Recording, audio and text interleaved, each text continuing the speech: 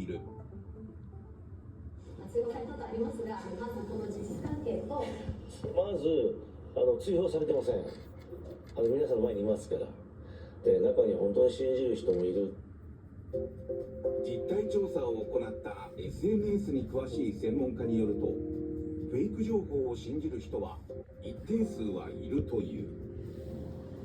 フェイク情報を見聞きした後にその情報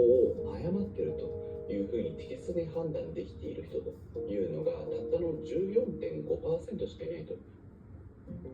候補者の声を直接聞けばフェイクか真実か判断する要因にもなるのだが、